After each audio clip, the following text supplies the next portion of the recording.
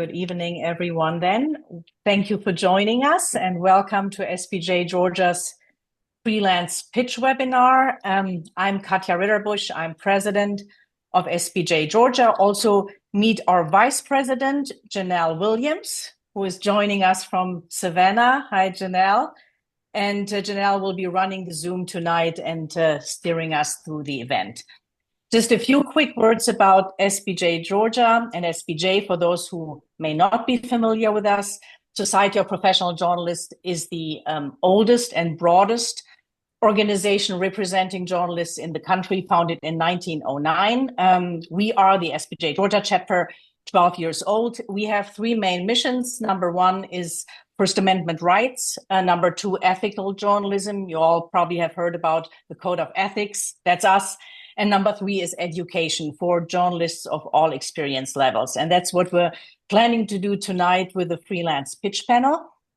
Before we get started, just a few housekeeping rules. You have seen the meeting will be recorded. Our panelists have kindly agreed to this, so we can publish it on our website very shortly in a couple of days, probably early next week.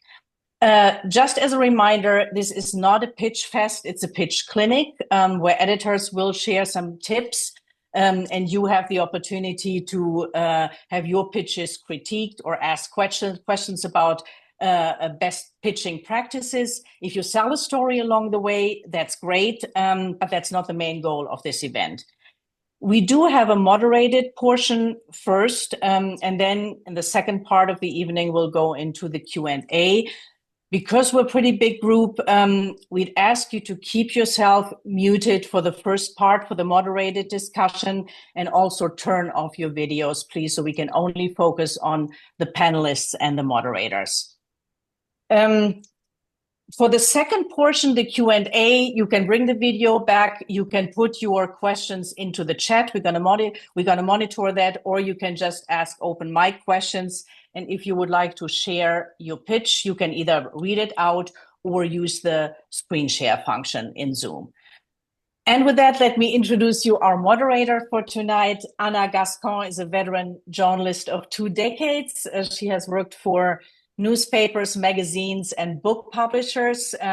She's been an independent healthcare writer and editor for publications like WebMD, Medscape, and GoodRx. And Ana has just recently started a new position, a new full-time staff writer position with Forbes Advisor.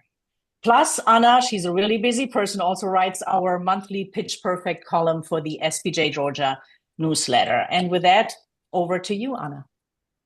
Thank you, Katja, and welcome everybody. I'm so happy that you're here, and I'm happy to be here too. And I'm going to take a brief moment to introduce each of our editors and then get started.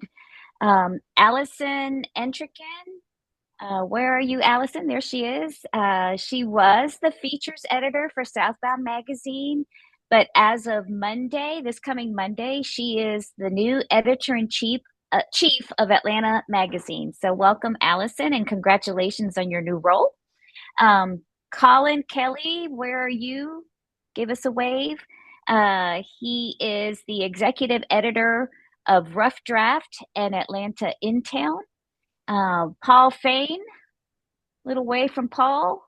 He is the co-founder and editor of WorkShift. And then we've got Lou Harry, editor-in-chief of Quill Magazine, which is the magazine of the Society of Professional Journalists. And lastly, Laura Kate Whitney is the editor-at-large for Good Grit Magazine. Hey, Laura Kate. So I'm going to go ahead and dive into our first question and ask each of you to tell us a little bit about your publication and how you use freelancers to fill content in your publication. Allison, why don't we start with you? Sure. Thank you so much. I'm honored to be on this panel and excited to be with all of you guys today. So I am, as was mentioned, stepping into a new role, but I can speak to both. So I'll go ahead and start with Southbound, it's still my role through Friday as features editor. Southbound, some of you may know, it is published by Atlanta Magazine. It is a quarterly travel magazine focused on travels in the American South. I won't bore you with all the states that we cover, but we're very specific on those states. We use freelancers throughout the book. And then for Atlanta Magazine, we're actually celebrating our 65th year of publication in 2026, which is definitely a dinosaur in our industry, and we're very proud of it. That is another book where we use a ton of freelance contributors, and both in departments and in features. So we have a lot of writing to assign for every issue that is a monthly. So you can imagine we're assigning things constantly. And even though I haven't quite yet started, I'm already part of discussions. We're at the point now where we're assigning May, and then we're going to get cranking on June here pretty soon. So both magazines use a lot of writers, and I could certainly, and I plan to, in this panel, speak to both. Thank you. Who wants to go next? All right, how about Lou? I will jump in. I am the editor of Quill Magazine, which is, as was said, the magazine of the Society of Professional Journalists. We are a quarterly publication, but we also have quillmag.com online. Use freelance writers for both. Quill in print, it's a tough market to break in because we only run 4 feature stories, in-depth features per issue, plus a Q&A piece. And 1 issue every year is devoted to Q&As with the high-level journalists who have been named Fellows of the Society that year, which is an honor that SPJ bestows. So that's already, although we use some freelancers for those interviews, we're talking pretty much about 12 features a year that we are assigning. I'd say about 2/3 of those, or half, you can do the math, are ones that we sort of generate the ideas, and I find a writer who I think would be good for that. But we are always open to pitches. The challenge is we can't do stuff that is too immediately newsworthy or stories that are in progress, because we're quarterly, and right now I'm editing our spring issue and I'll be assigning our summer issue. So you can understand if there's a court case or something facing Congress that is going to be decided between our deadline and our publication date, it's not going to work for us for that. We also, though, publish original stories online at quillmag.com. Those they're varying length. They tend to be more newsy or more immediate, and they range from, well, you can take a look yourself, but we also rerun the print stories in that mix as well online. And as somebody who also freelances on the side, I'm open to questions about how a lot of that works. I come from city and regional magazines as well, like many of the folks here. Used to work at Philadelphia Magazine, Indianapolis Monthly, and a couple of regional publications. So I understand that world. Thanks, Lou. Oh, and both are paying markets, by the way. Both the online and the print. Yeah, different rates, but both pay. Awesome. Thank you. Collin? Hi, everybody. My name is Collin Kelley, and I am the executive editor of Rough Draft Atlanta, and that is the umbrella company for Atlanta Intown, the Reporter newspapers, and for the LGBTQ publication Georgia Voice. I've been a journalist for 40 years, which is shocking. I've been a print journalist for 40 years, which is even more shocking in this day and age. And I've been with Rough Draft and Atlanta Intown. I started with Atlanta Intown way back in 2002. And Atlanta Intown has been going since 1994. So we're at 32 years now, which is pretty amazing. We're a digital first newsroom. We have a very robust, active website that we are doing daily news. We do a morning newsletter called Rough Draft Atlanta. That's our signature piece that goes out to more than 50,000 subscribers every morning. And we still do print. We do print every month for Atlanta Intown, the Reporters, and the Georgia Voice. We just wrapped up the print publications for February today for Georgia Voice and the Reporters. And so, yeah, so we're already looking ahead to March. And we do accept freelance, not as much as we used to because we have a pretty full staff, but we are always looking for great pitches. And I'm happy to get more into that as we move along. Collin, it would be helpful to know what do your publications cover? I know Well, you said go ahead.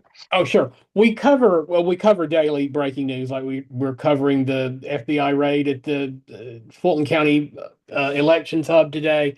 But we do a lot of entertainment writing, arts entertainment, nonprofits. We're looking for great people profiles, people doing extraordinary things in the community. And that's kind of when we're looking for freelance pitches, we're not looking for news. We're looking more for arts, nonprofits, even a business feature, a people feature. So that's what we're looking for when we're looking at freelance. All right, great, thanks. Laura Kate, tell us about Good Grit. Yeah, I'm Laura Kate Whitney, and I just want to say thank you. I am just absolutely honored and delighted to be in such good company with my fellow panelists, but I see some familiar names in the whole group. I'm really happy to be here representing Good Grit Magazine. So Good Grit Magazine just turned a year old, 10 years old last year in 2025. We are rooted in the South. We love to tell good stories about the modern South and really in this next decade, doubling down on Southern travel. So we aim to be just one of several authorities on Southern travel. So we really want to inspire people who are curious about the South or who really love the South. We publish 4 issues a year. We're currently collecting pitches for fall and December. So we definitely have the print product, but we are also expanding our digital presence online. And we rely on freelancers to bring us incredible stories. Obviously, we like to take a closer look and go a little bit more in depth in stories that can inspire the travel bug, a road trip, or a visit to a place maybe that someone hasn't seen before. But of course, we love itineraries and listicles and best ofs, a lot of things that we can package and reformat for print as well, or for digital as well. So anyway, that is Good Grit Magazine. Oh, and I would thank you to Allison, and also, was it Lou that shared? I just want to share with everybody, this is our current spring issue. Could she not be more beautiful? Quite lovely. Yeah, it's very pretty. Okay, and Paul, you are up. Hey, everybody, I'm Paul Fain. Thanks for having me. Hope I can be helpful here. So I am the co-founder of a publication called WorkShift. It's 5 years old. It's an independent digital publication focused on connections between education and work. It's national. It reaches an insidery audience of big corporate workforce people, community college leaders, policy folks. I bristle at it being called wonky, though. I think this stuff can be accessible, but it is complex. We're a small operation in part because we focus only on low-income Americans. We don't write about four-year degree holders. We do a lot on apprenticeships and kind of different pathways to jobs. The beat's pretty big. It covers how AI is impacting the workforce, all sorts of things. Because of our focus and kind of our unusual structure, we knew it would be a small operation where revenue would be a challenge.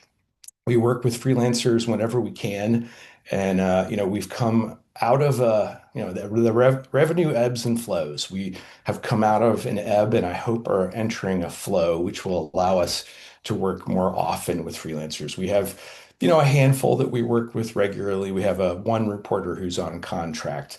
But yeah, just generally what works best for us is when folks can kind of localize some of the stories that have national angles.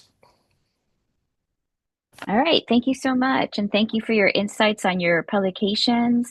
Now I want to ask about good pitches. What makes a good pitch for your publication? What are you looking for in pitches? And if you have an example of a pitch that you got from a freelancer that you just loved and had to run with, share that with us as well. That's really helpful. And Paul, I'm just going to go right back to you and start with you. Sure. Yeah. So again, a lot of what we do are very complex national issues. But the best pitches generally are folks who've read, my newsletters called The Job, and have an idea in their backyard that relates to a national issue we've written about. So I just said yes to a pitch about an apprenticeship program in Washington State. Really fascinating. The problem with a lot of working poor people is that they have to do childcare and transportation to get to their jobs. So this is an apprenticeship for machinists where they have a childcare center on site where they have apprentice childcare workers working there as well. It's run by a labor union.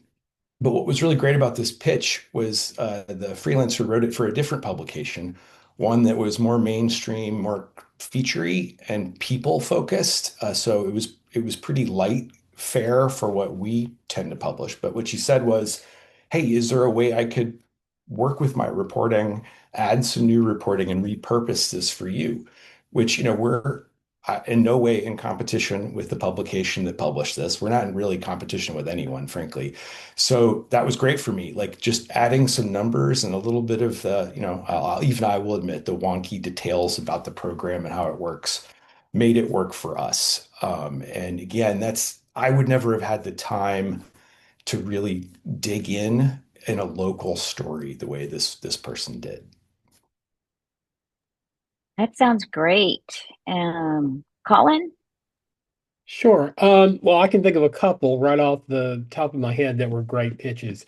The most recent one was if you're from Atlanta, if you're not, there's an old motel on Cheshire Ridge Road called the Cheshire Motor Inn that has a very checkered past, and they are tearing it. It's been there for like 60, 70 years, and they decided to tear it down. It's probably going to become an apartment complex. But we wanted to do something on that. Somebody else kind of scooped us on it and found out it was going down. So they'd kind of hit the basics. So what were we going to do next? I was going to assign it to one of our staff writers, and out of nowhere, I got this pitch from this writer who actually lives in New York now, but he was originally from Atlanta, and he had stayed at the hotel. He'd even done an art exhibition at the hotel. And so he was very emotionally involved with the hotel. He knew its history, and he just kind of cold submitted a piece, the entire piece already done, which I don't recommend, so because this is incredibly rare. But he submitted the piece, and the first paragraph, I was like, "Oh, I'm publishing this." It was just really detailed and beautifully written. And so that was one. Another is we do a regular feature called The Regulars, which is about people who frequent the same restaurant all the time. And so we have had a number of people doing those, and we did there was an incredible one about, well, and it just so happens that the Colonnade restaurant, which has been in Atlanta for almost 100 years, sits in front of where the Cheshire Motor Inn used to be. And this freelancer did a pitch to go and talk to the regulars who eat at the Colonnade, who sit at the bar and drink the gin martinis. And it was just this really deep, lovely interviews with these regulars.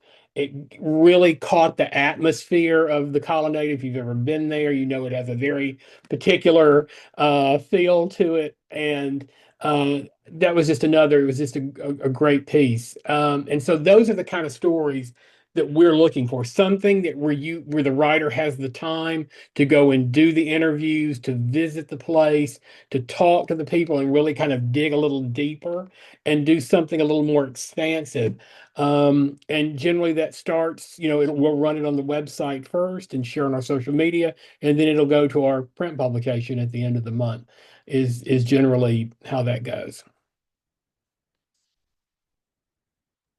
Awesome. Thank you for that. I look forward to reading your publications with those stories in them. All right, Laura Kate, to you. Yeah, I think what makes for a good pitch, I would say we've got a great community of writers that have worked for Good Grit over the last decade. I'm actually a bit newer to the team. I've just been but just under a year. But what I feel like the most, obviously, those relationships with writers and being able to be in community and conversation with them as regularly as possible. Um, I think the pitches that really rise to the top are those that can very quickly demonstrate the writer's style, their interest and the passion of what they're looking to portray or to cover. And then, just a couple of sentences, and then, bulleting out just some ideas where we can start to develop the conversation a little bit. I don't want to read the whole article in the pitch process, but I also do want to understand, I don't want just a bullet list of stuff. I want to get a feel for how it can translate in book or even digitally. I will say one of my favorite pitches that I've gotten recently was from a great writer. It's actually in our spring issue. And now, we are, I feel like I keep having conversations about how we're losing fresh spin. We're losing those great community spaces and third spaces. So Colleen McNally wrote a great piece about the rise of the laundromat. Not sure if you're aware, but laundromats are becoming popular places for gatherings and hosting community. There's one actually here in Charleston that we featured as well, where they're doing like tiny washer series similar to NPR's Tiny Desk concerts, but an opportunity to bring people together in a traditional way. Just a really unique, fun spin. Pun definitely intended, but similar to Collin, as soon as I saw it, I was like, we have to. I love the story. I can't wait to see even how our photographer was able to bring that story to life visually. So I think I know we're going to talk about the pitches we don't love to see, but that is really it. If you can convey at the top really your own passion behind the story, and then list out opportunities. We always want to collaborate to see how much deeper we can take something. So love those pitches as well. That shows there's a little bit of flexibility or malleability to make it really, really right for our community and for our publication. Awesome. Thank you so much, Laura Kate. And Lou? Sure. It was said by someone else that you're showing off your writing style in your pitch, and often that means don't be boring. Give me an interesting deal, grab my attention, but don't be gimmicky about it. To me, a good pitch, if it's coming from somebody who I haven't worked with before, a good pitch does not make me search for your clips. Show me your writing. Give me links to what you've done before. Make a case for why, not only it's a good story, but why our magazine and why you as the writer. In working in city and regional magazines in the past, I can't tell you how many pitches we've gotten by people who wanted to interview, I want to do a feature story on Peyton Manning or on whoever, and they didn't make a case for why they would have access or what their angle is or things like that. Got a good pitch just 2 days ago from a writer who I've worked with before, who described a new notice that had been sent out by the FFA limiting drones flying near Department of Homeland Security assets, and how this might influence, whether journalists can fly a drone and get coverage of a protest or that sort of thing. In addition to making a very brief but solid case for why the story is interesting and why now, he understood that it was for online, not for the print edition, and spelled out who he's able to contact, at least his short list of who he's already talked to, what sources he may have for the story. Made a strong case for why him, what information he had, and that it was a good story for us. Another story that we ran in our winter issue of Quill, we get a lot of stories about public records requests, which is a big thing for journalists, obviously. Well, I got a pitch that caught my attention from a writer who not only has been a journalist who's filed public records requests, but also worked in a government office and had to deal with those requests coming to her. So I thought this was a unique opportunity to give some inside information on how to smooth that process, what the process is like from the other side of it. I want to make sure that anything we publish is targeted to journalists, not journalists telling the outside world about something that most of us already know. So I'm looking for new information. I'm looking for something that teaches me something or engages me in some way. Great. Awesome, Lou. Thank you so much. And Allison? Yeah. So I feel like I'm going to be echoing a little bit of what everyone else on the panel said, but I definitely appreciate, and it's rarer than you would think when I receive pitches that are tailored specifically to one of our departments. I will say it's challenging if you are a writer who's new to the publication, either Southbound or Atlanta Magazine, to jump right in and get a feature.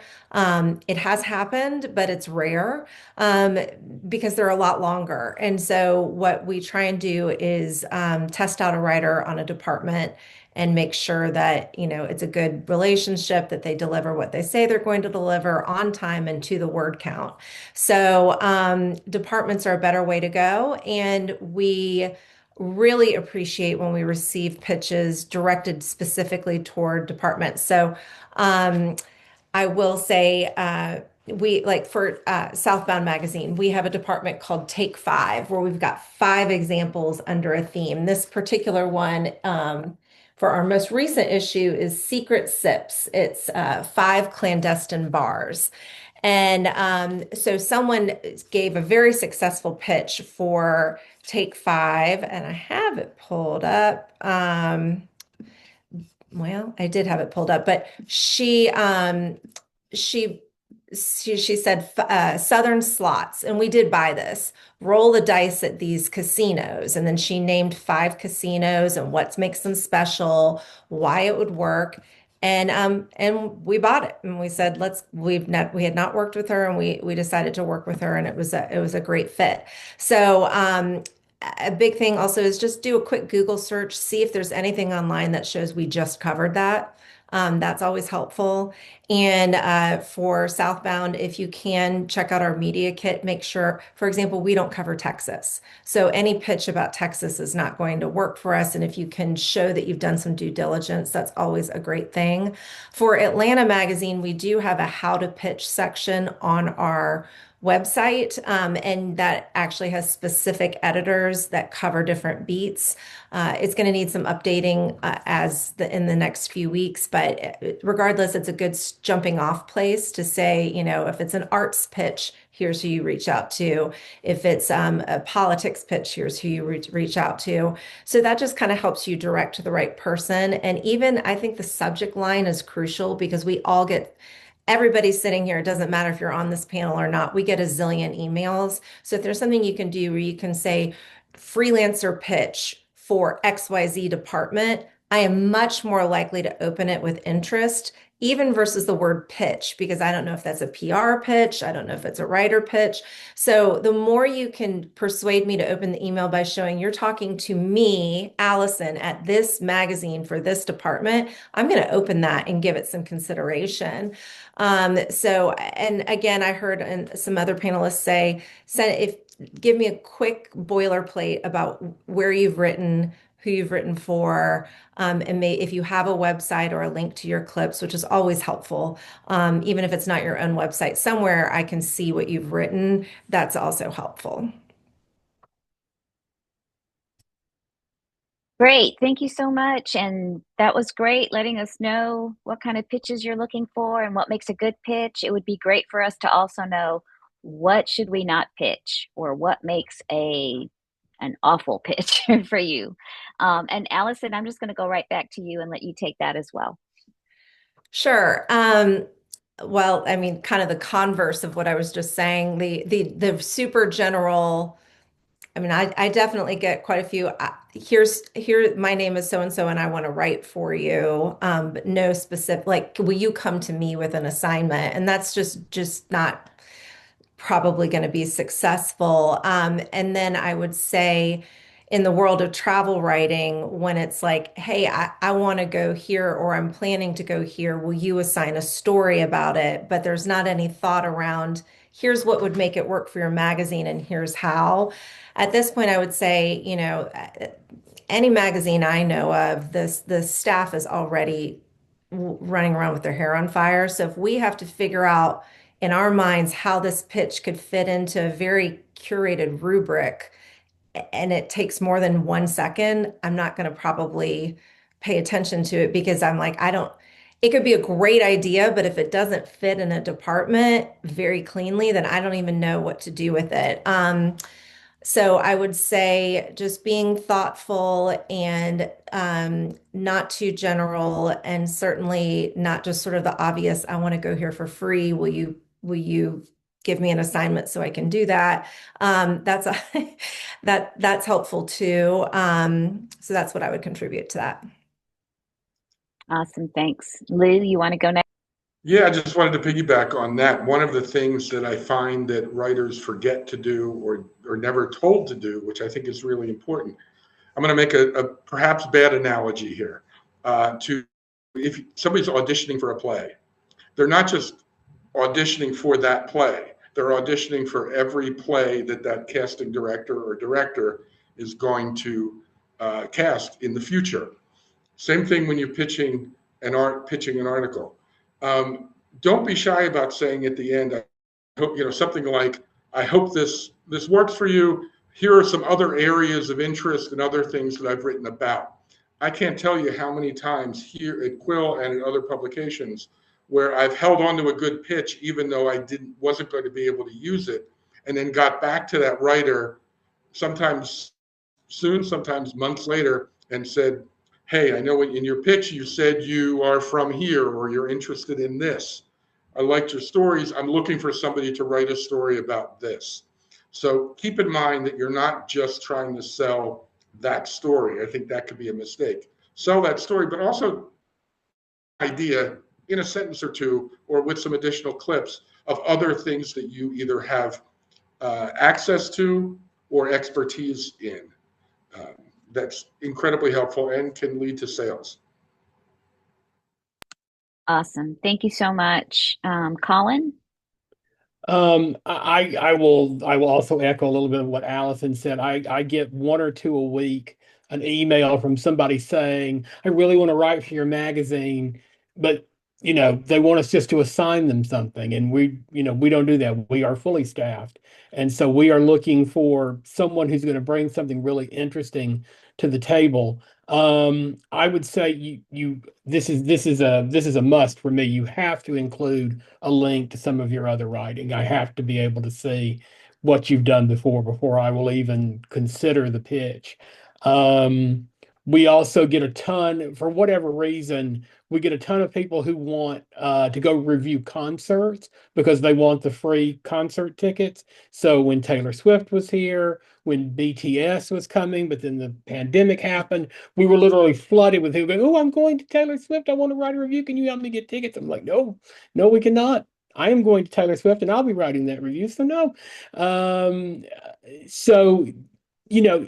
The most important thing is we have a search function on our website, and you can search for every topic we have ever written about and use it, because that is generally, when someone pitches to me, it is generally they have not, you can tell they haven't read the magazine. They don't know what our content is. They don't know, what our geographic area is. And so I just encourage you, anyone who's pitching to any of these publications or to any publication, you've got to do your research on the publication to know what you're pitching, because the better you tailor the pitch to the areas that we're looking for, the departments in Allison's case, you're going to have a better chance of getting in there. And don't don't ever come just looking for, I want to write for you. A lot of people want to write for us. We have a lot of people already writing for us. You've got to really give me something that I can look at and work with and show me what you can do. So those are my top ones because I get a ton. I get a ton of, like, on a weekly basis. There are many emails wanting to write. And it really has to be, I have to see that you've done your homework. Great. And Paul or Laura Kate? Yeah, just, sorry, I'll be fast. Yeah, I mean, obviously a somewhat unusual publication, and to be blunt, I'm kind of backing into this answer. We struggle to get journalists to care about it, which is odd to me. I mean, I'm obviously biased, but I think the beat, it's about wealth and inequality. It's a big one. So the vast majority of people actually do the opposite of what everyone else says who have freelanced for us. It's people who have had beats or work on issues that are related to what we cover. They reach out and say, I don't know how to pitch you, but I'd like to try to write for you. And then we get there. And what happens in that process that happens more often than I would think, honestly. It is wealth inequality, AI, higher ed, the future of work. People have very strong opinions about those issues, and they like to almost immediately become advocates in discussions with me, like, well, I think AI should do this and that, or it's garbage. And that is, that's a no-no. We don't do advocacy, and I am surprised at the high majority that want to do a little of that in their pitches to me. That's really good to know. Thanks, Paul. And Laura Kate? Clearly, I'm excited. I'm going to cheat a little bit too because I won't cheat. I was like, I didn't think I gave a full answer on the last one, but it's fine. We'll move on. A couple of things. One, and Allison said this as well, and I think in the what makes for a good pitch of just being detailed in the subject line, how to capture attention. A lot of these pitches obviously are coming through an inbox. So how can you immediately understand what I'm about to open up and take a look at? It is really hard to receive 12 pitches from one writer in one email. I have an incredible managing editor that keeps me honest and literally keeps the wheels on the track. And it's really easy to fire off. I'm constantly shooting and forwarding her stuff, and we are as well. Something's going to get lost in the sauce. So if, it's also, I feel like I see it a lot. There's a copy paste game. I'm like, again, back to Allison's point, I don't know how many people this has gone to. It didn't even say my name, and there's 12 things in here. I'm going to briefly skim it, but if someone can take the time to dedicate that subject line to give me incentive to open it up, and then it's clearly mapped out, that's great. I'll take 12 separate emails, and my colleagues may disagree, but I would rather have 12 separate emails than one that is just pitch soup. It's hard. We do, and I again, newer to the team with Good Grit, so we can only be better at this, but we do issue editorial guidelines that we share with writers. If there's somebody that's looking to get in to write for the publication and they haven't before, that's a great, just even introductory step. Like, hey, can you guys send me those editorial guidelines? I want to make sure that anything that I'm pitching with you aligns with how you like to receive. The other thing I'm going to give an example of not a great pitch. I am sure that we have all received a pitch that was generated. I call him Chad. Some people call him Chat GPT. But I will tell you that I've gotten quite a few. And there was one in particular that I got. And the reason that I opened up the emails, I recognized the sender. And immediately was like, oh, wow, I opened it up and it was literally verbatim. I can't imagine that anybody on this call would ever do this. But even to the point that at the end, I was kind of in a little bit of shock, but it literally still had the prompt at the end, like, if you would like to make this concise, it was just a full copy and paste. Now, I know that individual that sent it. To be fair, it was a gentleman. He's not a freelance journalist. I think this was on behalf of a brand. I would have deleted that email and probably deleted the contact. But because there was a personal relationship there, I picked up the phone and I gave him a call and we kind of chatted about it and had a good chuckle. But that is, we're getting more and more of that. So it kind of ladders back to take some time to understand what the guidelines are for the publication, take a moment to address that person personally, and then make good use of their time within. And don't leave the prompts in if you do use chat. Just remember to erase the prompts at the bottom. I'm half kidding. Thanks, Laura. I'm going to ask, we're running out of our moderator time. And I want to make sure that we have time for if anybody has a pitch that they want to run by you or if they've got questions. So I want to ask you to just maybe answer this question very quickly. And that is, are you able to respond to all pitches? That's the first part of the question. And the second part is, if somebody doesn't hear back from you, are you okay with a nudge in a week or two or however much time you want? Or if they don't hear from you from the first email, can they just assume, yeah, it's a no, just go ahead and take your pitch elsewhere? Lou? I'm in the assume it's a no. I try to respond to some that are serious pitches, but just the reality, and in other publications where I've been, it just would have occupied way too much time to try to get back to everyone or to send a boilerplate. I'm not proud of it, but we tend not to respond to most pitches unless it's somebody who, in the pitch, it's clear that we might want to work with this person on something else or that we've worked with them before. Not ideal, but. Okay. And I'm just going to let you guys decide who wants to go next. I can go next. I still do try to respond to every pitch. It is getting a little more difficult because there are more. So it may be a very short email. It may just be one sentence. But I am trying to respond to them. And if you haven't heard from me in 2 weeks, feel free to nudge me again.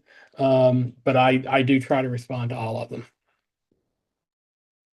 Yeah, I'll chime in. Similarly, I really want to respond to everybody because, again, relationships, they're just so important. We do try to respond. One thing that I do really love, and I also love a nudge, things get buried. So, a week or two later, if you haven't heard, one thing I will say, a writer that we've just started working with, I'm so impressed by the way that she structures her pitches, that she sends individuals in at a time, but she includes in her pitch, if this is not a fit for your publication, if you can let me know by this date, because obviously if you've got a really great story, you may want to go and pitch that somewhere else. You may be pitching at the same time, but I really, I certainly love that. It kind of nudges me to make sure that I'm making good use of her time as well. So I'd love to see more of that. It gives us a little bit of a deadline, but it also shows, you've got this much time, and then I'm going to potentially shop it somewhere. Yeah, just quickly, I get a bonkers amount of emails, but not a ton of pitches from journalists. So I try to respond to everything, but never mind a nudge from a freelancer. Yeah, part of it depends on whether it's an actual serious pitch, because so much of it gets blurred with PR pitches. So much is PR pretending to be freelance. If it's a serious pitch, I think it's worth a note back. And yes, having that, I do, giving us a deadline is not a bad thing because that encourages me to almost immediately respond. Yeah, I don't have a whole lot to add except yes, if it's a tailored pitch to my publication from a journalist, I'm going to respond. But I can sometimes say I just don't know because I just may not be in a place where I'm assigning it. And I will sometimes ask, can you circle back? I know we're going to be planning our next issue in 2 weeks. Can you circle back in 2 weeks? help keep me organized, keep me honest. So I will do that. If I ever don't, then that's just a oversight on my part. If someone's taken the time to do that, I feel like it's the onus is on me to take the time to respond. I've also freelanced a lot in my career, and I know how it feels to be on the other end of things. And I will say honestly, tailored pitches to our publications aren't as common as you think. So it really doesn't take a ton of time for me to do those types of responses. And I'm happy to do them.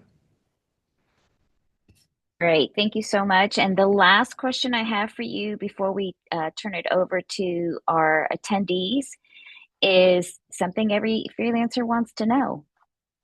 How much do you pay? Show us the money. And also, do you pay upon acceptance, submission, publication? When do you pay as well? And Laura Kate, I'm going to start with you. Yeah. So for our print piece, our minimum is 50 cents a word. Our range is 50 cents to $1. For digital, we typically do a base rate. And for those print pieces, it really has to do with the writer, the depth of the story as well. We do pay for that, and also sponsor content as well, which is a little bit different. We typically, I believe the terms are within 45 days of receiving your invoice. And so we do, when you submit your story, we ask you to invoice us at that time. And from what I've heard, I think that our accounts payable folks do a really good job at getting it in with less than that 45 days. So.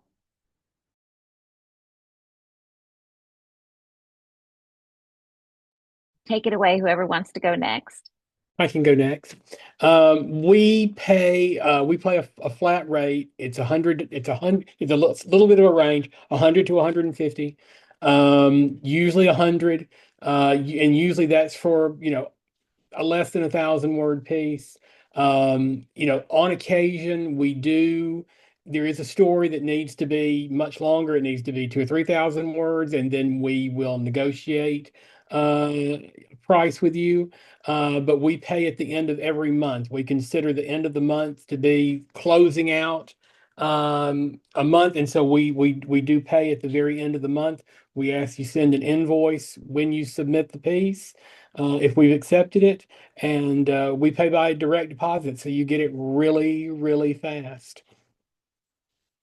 For Quill, we pay for features, not count the interview pieces might be less, but for a regular feature, we're usually at $1,000 for a piece.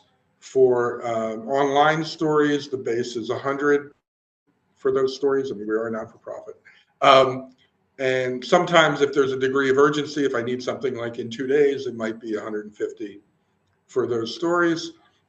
We ask for an invoice once we've worked, but sometimes it's back and forth a little bit on editing, but once the editing is done and the story is accepted, then we ask for an invoice, and we try to get those paid very quickly, usually within 2 weeks, we get those paid. And Lou, remind me, you said $1,000 for a feature. About how long are your features? Well, one of the advantages of being an editor at Quill is we're not advertiser driven. So what I ask for, I want a story to come in at its fighting weight, to use a boxing term. I'm going to do a lot of bad analogies today. Yeah, so some stories should be 2,000 words and some need to be longer. And whatever feels right, usually it's a minimum of like 1,800, 1,900 words, sometimes with sidebars as well. But some of our stories might run 3,000 words, 3,500. It depends on. And as most writers know, sometimes it's harder to write short than it is to write long. For some of the Q&A pieces, I'll invite the writer to give me too much so I can edit and work it down and make things fit. My point about that not being advertiser driven, we don't have to fit a designated space. We have a certain number of pages, but I can adjust art size. I can expand one story and take some space another. I have a wonderful art director, and we have a lot of flexibility to make the stories fit. So it's not about, okay, this column is always 500 words, this one's always 1,200 words or anything like that. So we pay $1.50 a word for a standard news piece that typically runs about 800 to 1,200 words. We will pay more for more complex assignments, which we do have a pretty decent number of those as well. Oh yeah, and we pay when they submit the draft, and we turn that around really fast. Yeah, we both Southbound and Atlanta Magazine, there's a range. It hovers around $1 a word, sometimes 80 cents a word, but generally around $1 a word for print. For digital, it's normally a flat fee based on the level of reporting it requires, the length of the story. So that's just on a case-by-case basis. And we do a net 30-day payment. So once the invoice is submitted, 30 days after that, you should have your payment. And just like Lou, we like you to submit your invoice after all the edits have been done and the story is, there's nothing else for the writer to do to polish the story. Go ahead and submit your invoice at that time. All right, and that concludes my portion of the panel tonight, of the pitch clinic tonight. So everybody who is on here, feel free to turn your videos back on so we can see your smiling faces. Hello, hello, hello, everybody. And I would love it if anybody has a pitch or a pitch idea that they want some feedback for. You are welcome to unmute yourself and ask. If you even want to share your screen, you can show us your pitch on screen if you prefer. Whatever you want to do is fine. Is there anybody that's going to be brave and run a pitch by our panelists?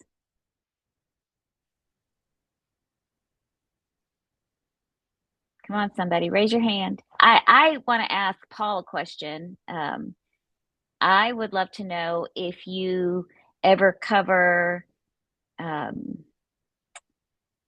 jobs for formerly incarcerated people. We do. And interestingly, that's one of the few spots that other publications cover. There's some foundations that support journalism that are interested in that issue. But yeah, for us, it's specifically what sort of training and at what sort of price point and jobs are waiting on the other side. But yes, we do. Great, thanks. Ana, we have 2 questions from the chat. Sure. One question's from Jericho, who said, I have a question for Collin Kelley. I know Atlanta can be oversaturated at times. How do you choose to lean into what's still popular? I know you spoke briefly on others doing the hotel story. Is it better to just look in another direction? Well, I would say that, the hotel situation that's a very niche, specific, situation. And we were going to do something really basic on it, and then someone just happened to pitch something that was a lot more in depth. I would say, this is just an example. I get a ton of people who want to write something about the Atlanta Beltline. The Atlanta Beltline has been written to death. I don't know what the new fresh story is about the Atlanta Beltline. It's not here yet. Maybe it's coming. But everybody wants to write about the Atlanta Beltline. So please do not pitch me anything about the Atlanta Beltline. We got it.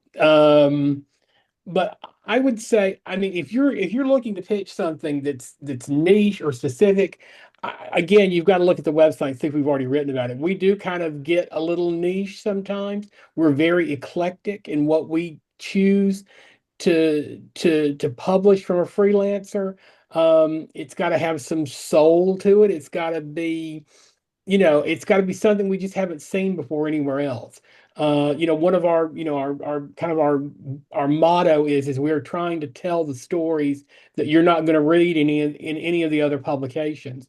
So that's what I want to read. And so if it's something a little weird, if it's something a little out there, I'm willing to take a look at that. Especially if it's about someone who's got a startup or they've been working in a nonprofit. We're always looking to tell those kind of stories. People who are out there doing things in the community that are kind of unsung heroes that people don't know anything about. And we'd like to hear some of those stories. Thank you. And the other question comes from Jamie. She or he says, very basic question as someone who has a little less than a year of experience with mostly assigned freelance stories. At what point in the process of developing a story is best to pitch? I've gotten a fully written story picked up, and I've had stories picked up that fell through because sources ghost me.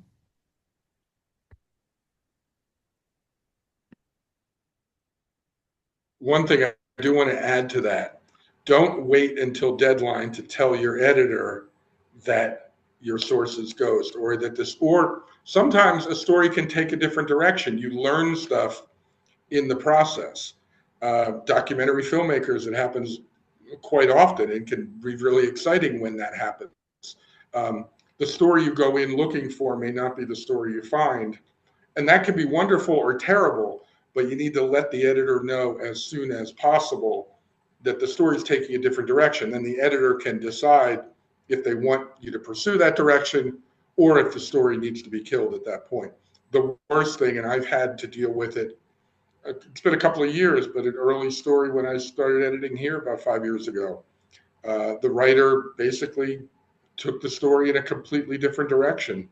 And I was stuck at the last minute with having to try to salvage the piece. And I haven't worked with that writer again since. And that was somebody who had worked fairly regularly for the publication. So it may sound vengeful, but the reality is you need to have that line of communication with your editor if a story is going to change. Yeah, I'll piggyback on that. I'm in the currently working with a freelance writer who brought a great pitch to us for our summer issue that we're looking to close up soon, and came with, I have so and so and so and so and so and so. We decided on it. It was great, so excited. And we just found out this week two of those sources were not fully lined up. So I love the angle. I think we can really get there. So we want to work with this. I don't think that anything was done with ill intent, but we really want to work with this particular writer to figure out how to salvage it. But I cannot underline what Lou said more.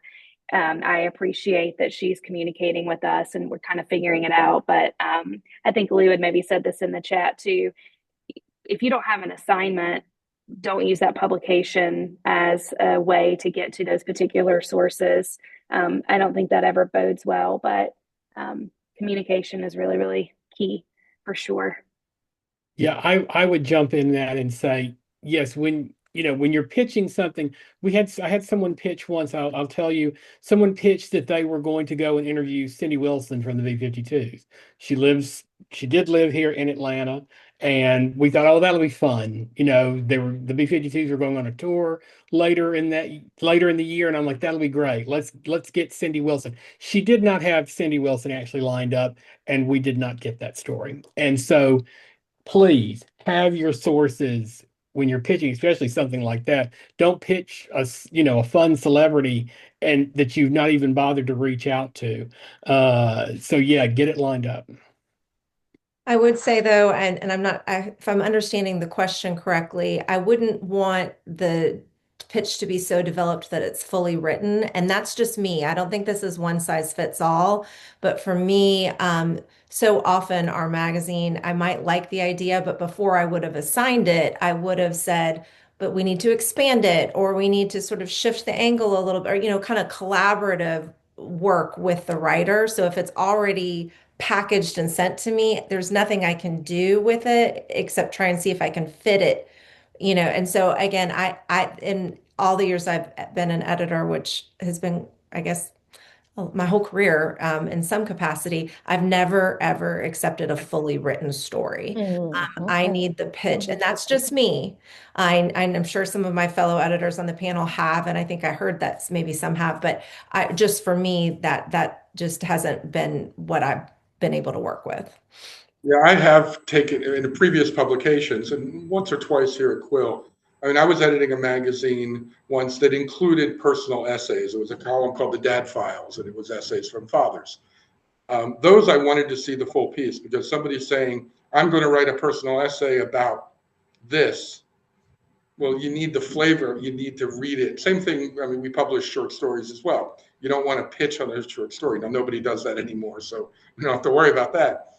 But on a personal essay side or something like that, if a if a piece comes in to me already written, I'll give it a look. And that's if the 1 in 100 chance that is good for the publication, that's an easy buy for me.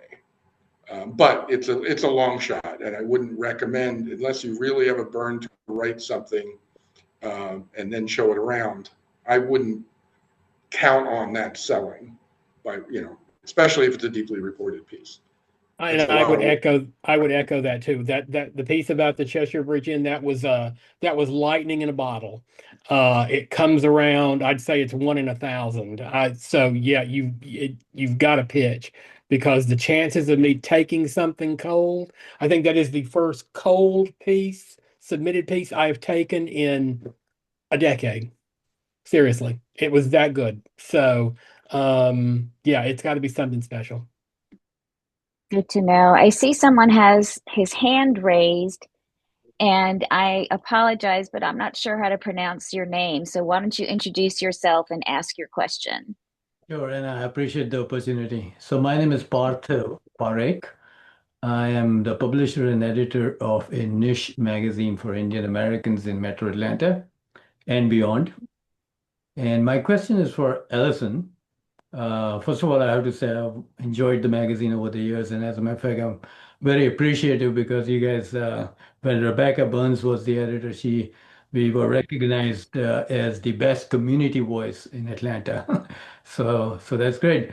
So my question to you is, as editor, of course, I understand the importance of original, fresh content and stuff.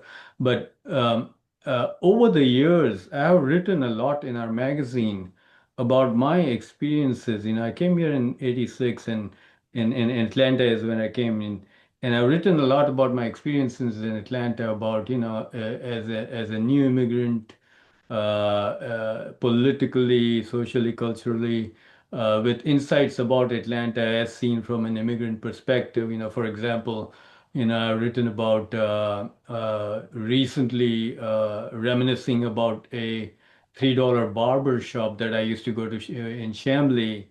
These days, it's no less than $30. But so those kind of stories have been written about in my magazine.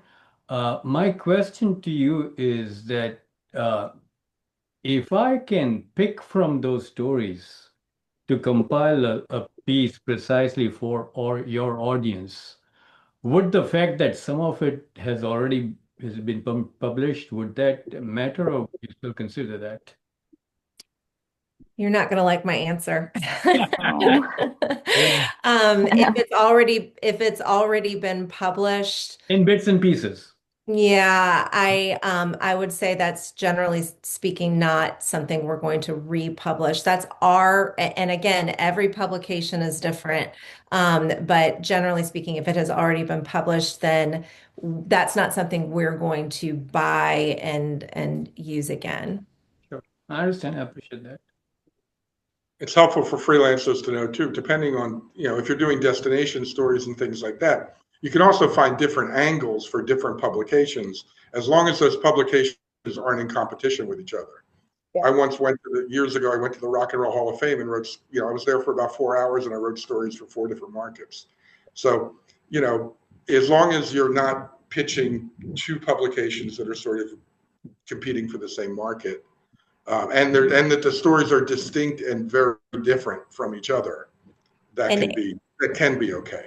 And I would err on the side of disclosure, letting everyone know I giving you a heads up, want to make sure whoever bought it first or assigned it first, make sure that first person is okay with this, and everybody understands that, it takes a lot of writing to make a living as a writer.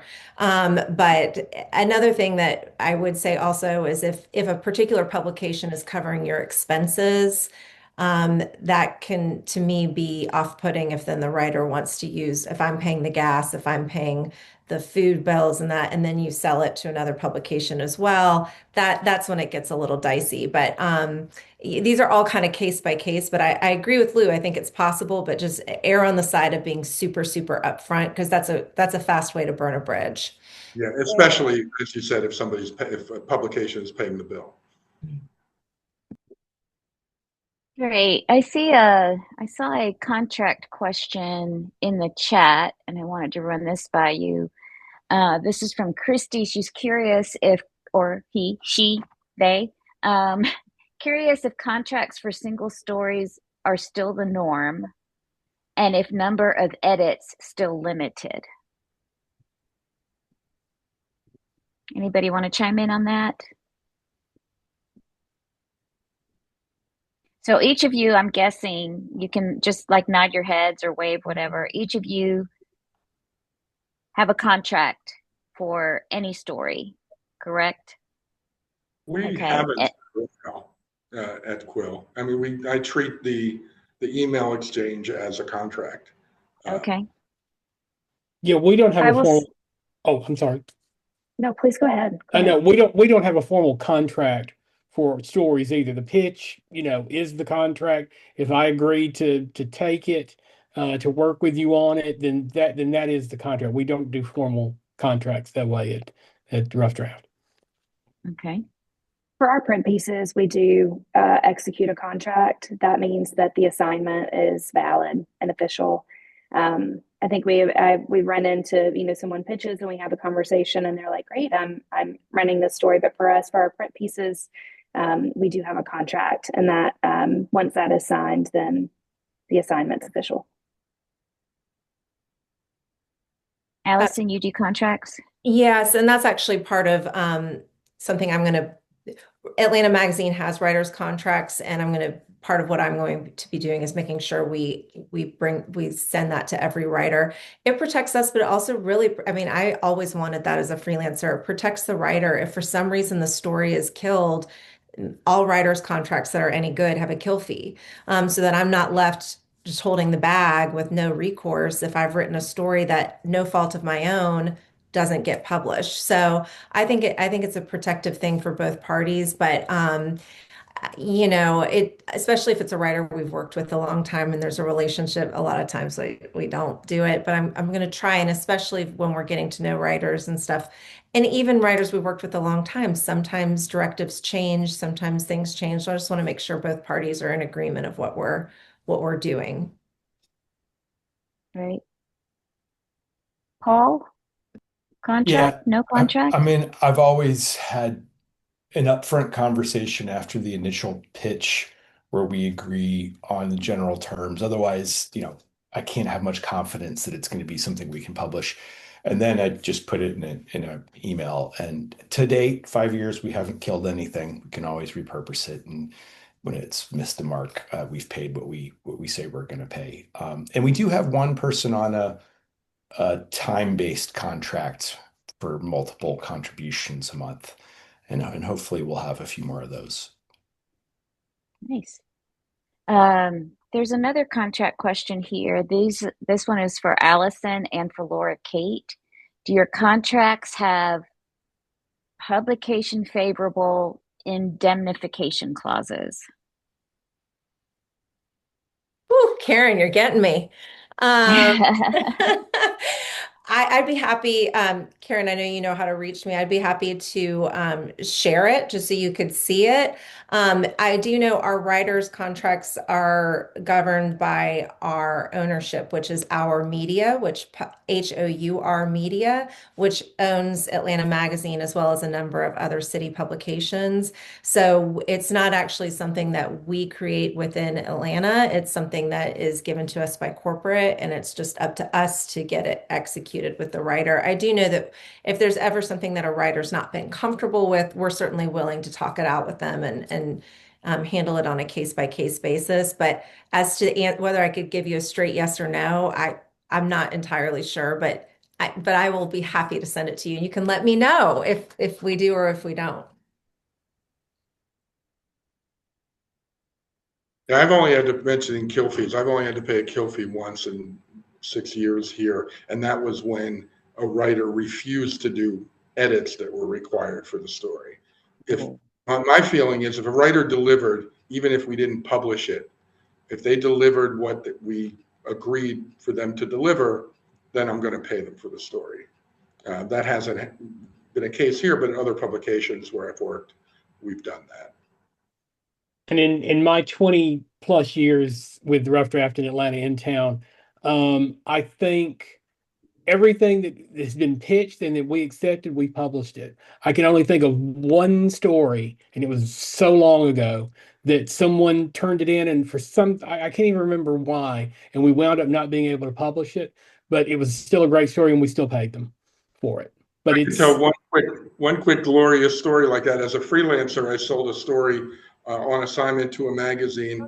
Then the editor changed. There was a new editor, decided not to run the story. The interim editor decided not to run the story. When they hired a new person, I resold the same story to them. So I got paid twice for the same story. So I was really proud of that. I could walk out. There are things that happen where, like, for example, we one time assigned a profile. This is for Atlanta Magazine Digital, but on someone who's it was a high profile person in the arts in Atlanta and on their position. And by the time before it ran, that person had stepped down from the position and was no longer living in Atlanta. So we had to kill it, because it made no sense. It was just not going to work anymore. It's not the writer's fault. It's not our fault. It's just, and that's where a kill fee is helpful. And we actually went above the kill fee because this writer didn't do anything. And then we quickly assigned them another story. This is just, sometimes stuff happens. I know that question was also directed to Laura Kate. I'm going to let you answer it real quick. And then I know we've got some raised hands from Raven and from Sheikah, so we'll go to them next. Yeah, I'd love to say ditto to Allison. I think Karen was the one that asked the question. I know you all have an outdoor patio, but I was curious, do you use it? Are those doors open that lead into the patio? Hello, somebody needs to mute. Right now it's a little windy. Hello? So yeah, we use it. Anyway, Stephanie. Okay, I'm trying to find it. I'm sorry. Okay, great. Thanks a lot. Just wanted to double check. Thanks. Thank you. See you later. Someone's getting a new patio. Good for them. Bye-bye. I'm so sorry. Lori, I can't find who it is. Laura Kate, we're back to you to answer that question. Stephanie, can you mute yourself, please? I think Stephanie, could you? Oh, sorry. sorry. That's okay. I going into I would be happy to share the contract that we have to better answer that question. We are, again, pun intended, an open book for sure. But I am not well versed on the legalese. But you know what? Next time I get asked that question, you better believe I'm going to know how to answer it.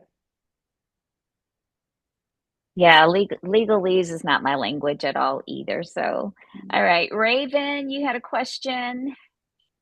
Yes. Hi, y'all. I studied as a journalist and then found my way into marketing communications. Very typical story for a lot of people. But now I found myself doing PR work, and I am a little rusty in the journalism world, and I want to make sure that all of my pitches like y'all said, are like something that you can look at and go, not for us next, or say thank you, maybe next time. And I actually have a pitch that I sent to someone on Collin's staff earlier this month. And I would be down to share my screen and y'all could be like, this sucks, fix it. So I'm down to be the to be that person if we want to do that. But it might make sense to let Sheikah go first. So I don't know. Go for it. Well, now I'm really interested to see what you pitched, since you pitched it to my pub. Who did you pitch it to? Sammy Purcell. Yes, our associate editor who handles our arts and film. Yeah. Yes. So the PR that I'm doing right now, I'm working for a local Atlanta author, and we are trying to get her, she's indie published, and so a lot of the getting her out there is getting her to local pubs. And so this is my pitch for getting her into Rough Draft Atlanta. So here she is. Read it and wait. Why don't you go ahead and read it out loud, Raven? Sure will. All right. Hi, Sammy. Sharing a new book release that could be a fit for your coverage in arts and entertainment. The Florentine Entanglement, January 8th from Black Rose Writing, is a Cold War espionage novel by Sandy Springs author and former CNN anchor Pamela Norsworthy, a 2025 Georgia Author of the Year nominee. The story follows CIA agent Talbot Bentley as his career, marriage, and country unravel after the U-2 spy plane incident in May of 1960. It's a classic spy thriller with emotional depth, historical accuracy, and early praise from Kirkus Reviews and suspense authors. Would Pamela be a good fit for an author Q&A or novel spotlight? She's been featured in Fox 5's Good Day Atlanta, in Our Milton Neighbor, and has recently launched the book at Poe & Company's bookstore with an In Conversation event. We're developing her book tour with Atlanta area libraries and bookstores and others across the Southeast, with multiple opportunities for readers to meet her in person. Happy to share a copy of the book if you're interested. Did Sammy get back to you about that one? Not yet. I have she may not. She's in, we're in award season, so she's very busy. She's covering Sundance right now, so she may not have gotten back to you. We do a regular feature called Take Five. Sammy doesn't write that. That's Terry Elam who does that series, and it's generally geared toward local authors. So when Sammy, I'll mention it to Sammy tomorrow and see where it is in her queue and see if it's something that we might assign to Terry to do. That is something that we do. We do try to spotlight, because we're a sponsor of the Decatur Book Festival. We are very and in my other job, I'm an author as well, a poet and a novelist, and so I totally get the need for the book PR. And it's something we're happy to take a look at and see if we could do. We call ours, somebody else has a Take Five. We call ours Take Five too. It's just 5 simple questions that are emailed to the author. And so so it could be something. So I'll mention it to Sammy. Woohoo! Awesome. Thank you. I'm actually curious to ask a question about that to the other editors. Back when I was editing city and regional magazines, we really drew a line between self-published writers and writers from traditional markets. I know that's evolved over the years. I've written a ton of books from different publishers as well, and it was hard enough to get press for those. Is there still that? Well, is it from Random House, or is it from Joe Smith published it himself? Do you still find that that wall still exists? Look, every week, every other day, I get a press release from somebody who's published with iUniverse or one of the shops that just, print it and it's out there. It hasn't been edited. Those go immediately to the deleted file. It has to be something a little more thoughtful, like what Raven did. It's an indie publisher, but there's a local connection. There's, kind of a pitch on what the story is. So that's actually something, because there's a ton of small presses out there now, and a lot of them are publishing really great work. So we try to be discerning, but we do take, we take into account. But if it's from iUniverse or one of the other, Amazon, whatever it is, those usually just head right to delete. Gotcha. Yeah. Raven, thank you so much, Raven. I'm going to ask you to unshare your screen, and we're going to go to Shika, who has a question as well. Hi, I'm Shika Sanahori. I'm a Decatur, Georgia freelance journalist and video producer. I actually have a pitch to share, but as long as no one else has questions that they wanted to get in ahead of time, happy to defer to that, or I'll just jump right into my pitch. And I am grateful for any feedback that anybody is able to offer. Okay, here we go. This summer, Atlanta will host the World Cup right around the 30th anniversary of the city hosting the summer 1996 Olympic Games. The 96 Olympics were the first time Atlanta hosted an international sporting event on this scale, and it took decades of politicking and development to get Atlanta considered as an international city ready for such an honor. The Olympics changed Atlanta in ways big and small. I was a kid living in the metro area at the time and remember the excitement everywhere. Some of that infrastructure is still in use today. For example, the village where Olympic athletes resided became dormitories for Georgia Tech students. Other sporting venues, such as the Olympic tennis stadium, sat vacant for years and were eventually torn down. For your publication, I'd like to explore the legacy of the 96 Games and how it shaped Atlanta to be ready for the World Cup 3 decades later. I'd include interviews with Atlanta historians and residents who were adults at the time and lived through the Olympic Games times. One way that ties both of the events together is that the U.S. Soccer Federation recently moved its training headquarters just south of Atlanta, so the governing body responsible for the Olympic Games and World Cup teams could be training new players in and around our city. Is this a fit? Thank you so much. I hope to hear from you soon. I can jump right in on this. We already have a reporter dedicated to the World Cup because it is a big deal. And that story about the connection between the Olympics, it's already a story that's in progress, something along that line. I think, and it's a great story, but I think your pitch, it's a little too broad for me. I think it would have to be something a little more niche to get me to, because I'm like, well, we've already got somebody doing that. And I'm guessing that Atlanta Magazine and every other publication in Atlanta is going to have something World Cup related in some way. We're even doing, World Cup related dining. We are eat up in World Cup. So it would have to be something a little bit more niche, I think, for us.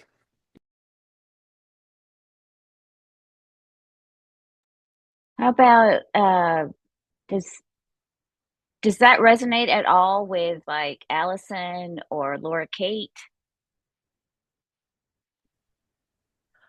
Sure. Yeah. So very similar. We do have some that does feel a little general for Atlanta, but we're definitely doing the same thing. We're covering that 30-year tie, I would say. And I know this at this point, the pitch is sort of something you've crafted. You're not honing it to a particular publication.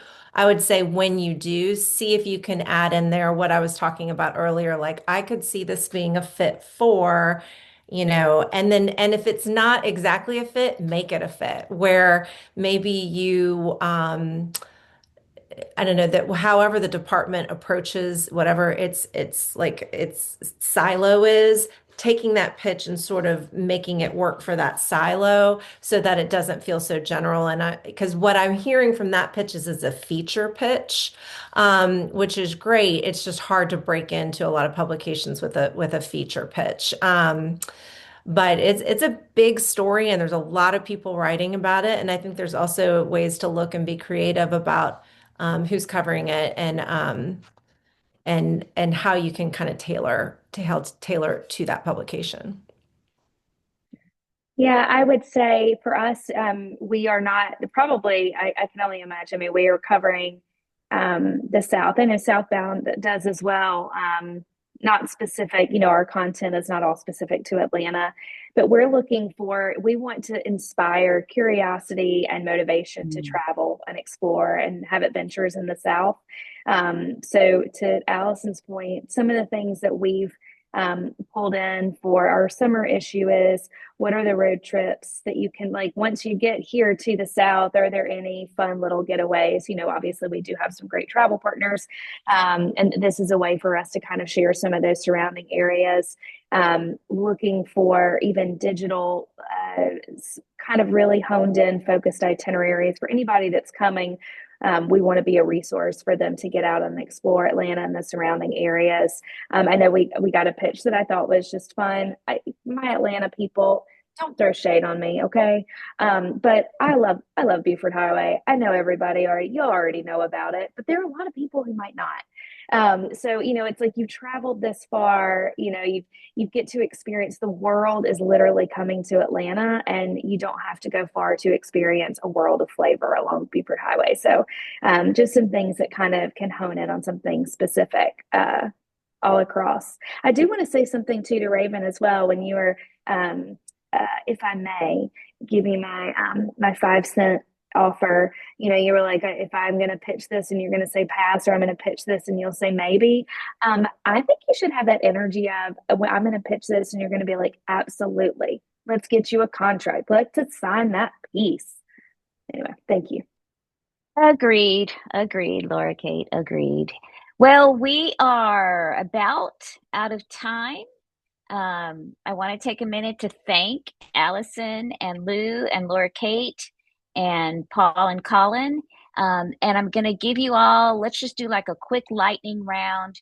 Do you have a 1-sentence final thought for everybody? I'll jump in. You have the power to make your editor feel like a hero to their publisher by handing in a pitch that makes us go, oh, that's great. We are not the enemy.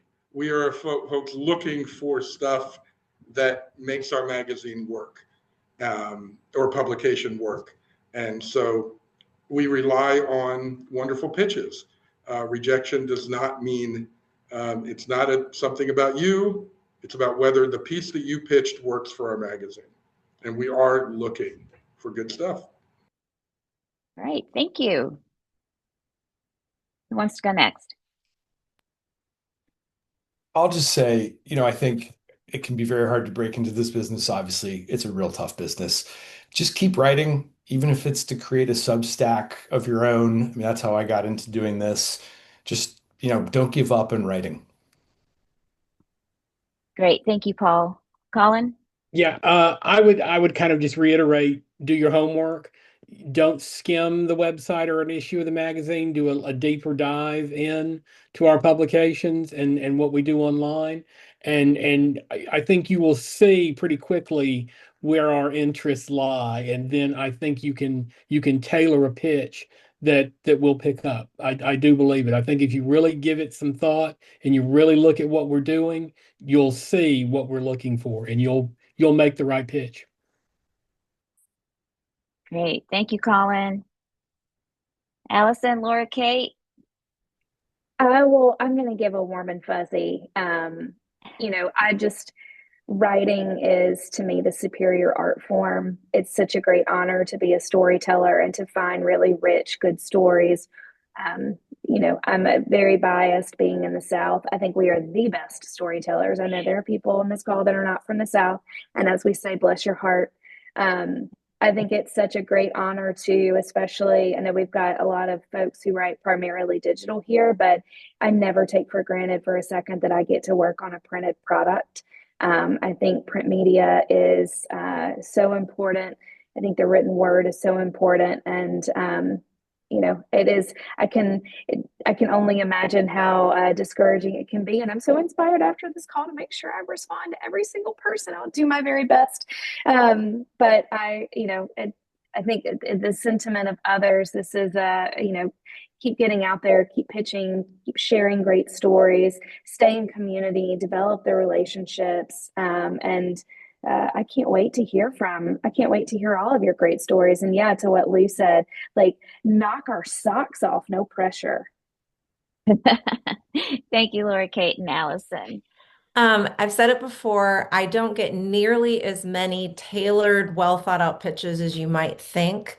This is a crowded field, but there's not a lot of people sitting and listening to panels like this and really doing thoughtful, creative things. So, you can rise to the top very easily by just doing a little bit of homework, putting a little bit of thought into something, a kind follow-up, and then if you get the assignment, turning it in on time, turning in what you said, when you said, at the length you said it would be. That's huge. And I would also say I've been hearing, like everyone else, about AI and how it's going to take all our jobs. And I want to say that I think the rumors of writing's death have been greatly exaggerated. I think there's always room, at least for now, and I'm knock on wood, it's going to continue, for really great writing that cannot be done any other way than by human, just the human ingenuity that we all share, and our gift as storytellers. So keep telling stories. There's always going to be a place for it, and appreciate you guys being here and listening to us. Here. Awesome. I second that. Yes, great, Allison. And Katya, I'm going to turn it back over to you. Thank you so much. I'm going to be real quick. It's I'm so thrilled this is ending on a very encouraging note, Allison. Thank you so much. Thank you, Ana. Great moderation. Thank you to our panelists for wonderful tips and insights, and to the audience for great questions and pitches that you shared. That really was very brave. I learned a ton. I also like to give a quick shout out to our SPJ board member, Mark Woolsey, and the freelance committee, Anna, Patty, and Tracy, who really did a lot of groundwork on this panel. The recording, as I said initially, will be available shortly on our website.